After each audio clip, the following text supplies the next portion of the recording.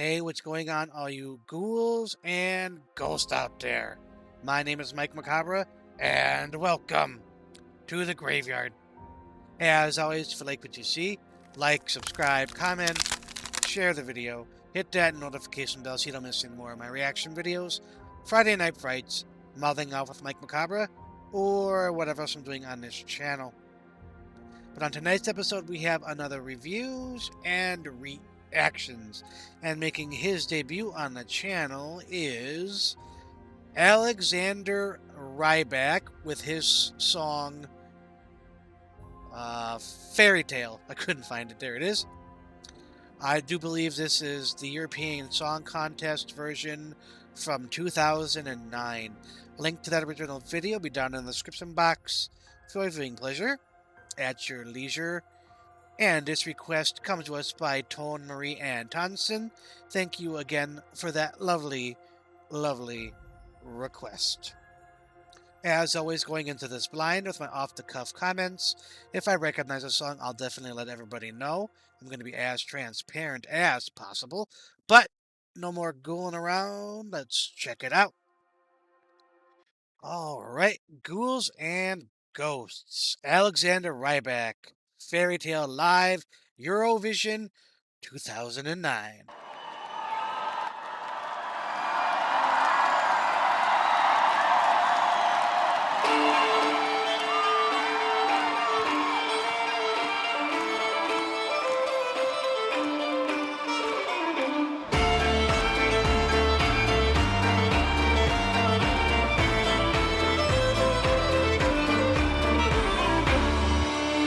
Years ago, when I was younger, I kinda liked a girl I knew.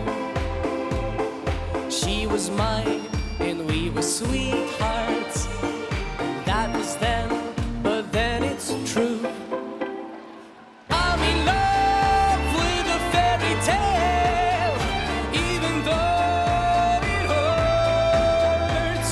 'Cause I don't care if I lose my mind, I'm already cursed.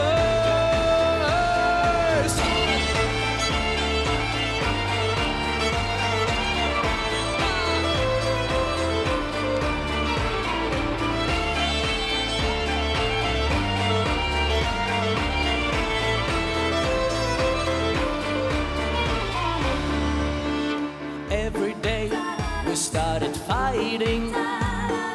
Every night we fell in love. No one else could make me sadder, but no one else could lift me high above. I don't know what I was doing when suddenly we fell apart. Nowadays I cannot find her, but when I do, we'll get a brand new start. I'm in love with a fairy tale, even though it hurts. 'Cause I don't care if I lose my mind, I'm already cursed.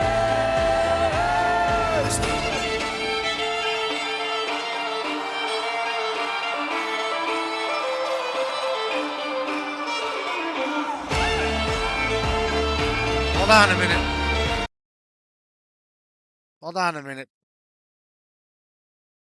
I gotta see this over. I think from there.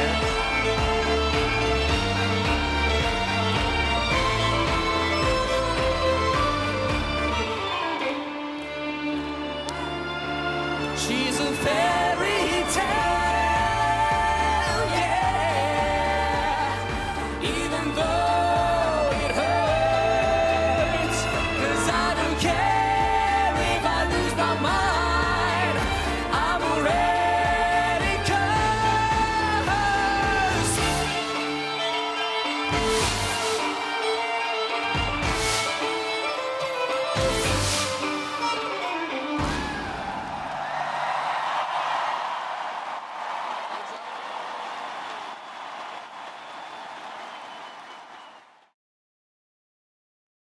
Hmm.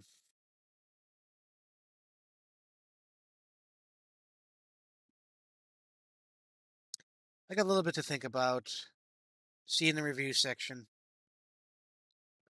All right, ghouls and ghosts.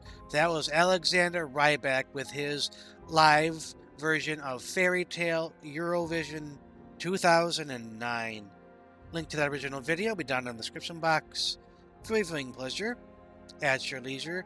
And again, this request comes to us by Tone Marie Ann Thompson.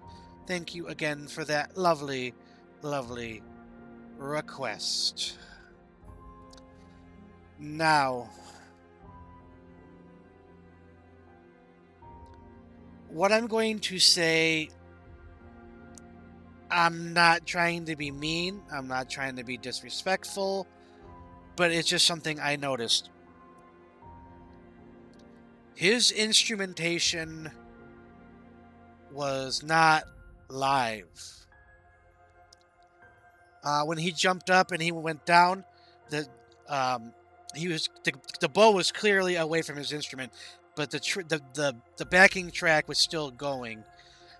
And I don't know how European or Eurovision is set up, but I know I can compare it to in America on Thanksgiving we have the Macy's Day Parade, and 100% of each performer that performs in the Macy's Day Parade is with like backing tracks. Nothing is live whatsoever, and it's more for the like the performance for the home audience. So that might be the case with Eurovision.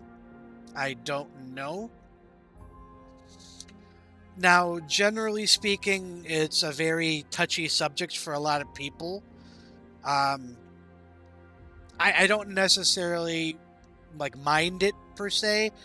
I know Rammstein uses backing tracks, specifically the um, the backing vocals, as well as Till will sometimes uh, use it for like during the chorus for Ich tue weh or a Weidmann's. He's done it in Du hast, in Herzeleid on Live aus Berlin. Um, there are just certain aspects of the Rammstein performance where I understand why they use it. You know, when you're doing metal shows over and over and over, and you want to save your voice, it would make sense to use the backing vocal tracks. So,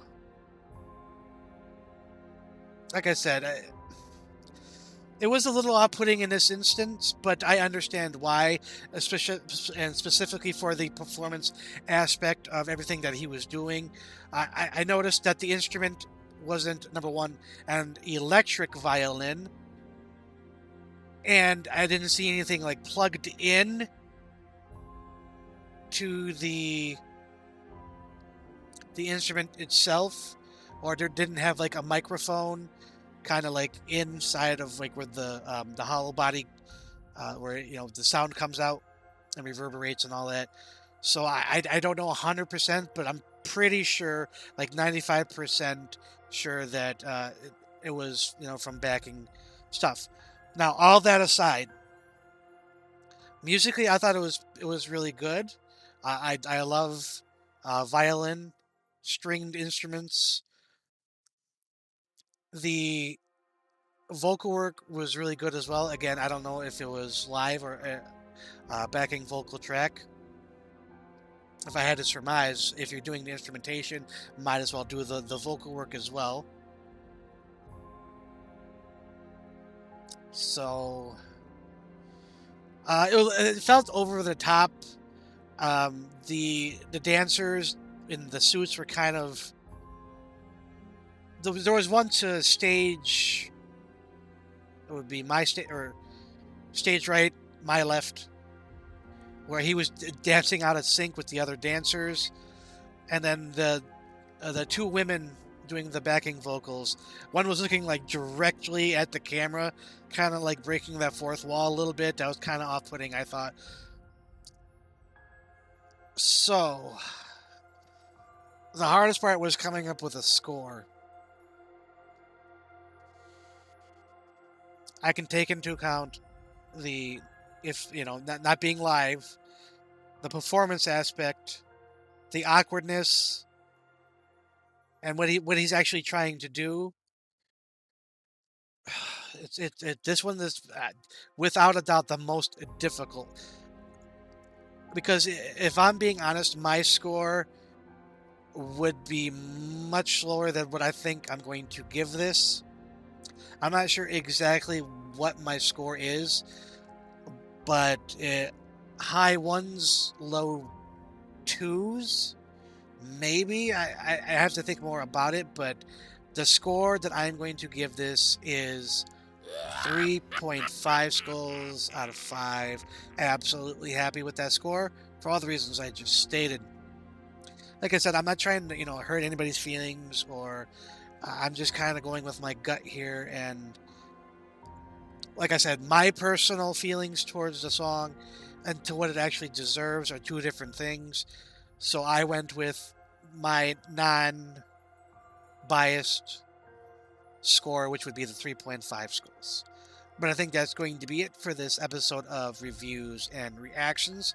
As always, if you like what you saw, like, subscribe, comment, share the video, hit that notification bell so you don't miss any more of my reaction videos, Friday Night Frights, Mouthing Off with Mike Macabre, or whatever else I'm doing on this channel. But as always, ghouls and ghosts, stay scared.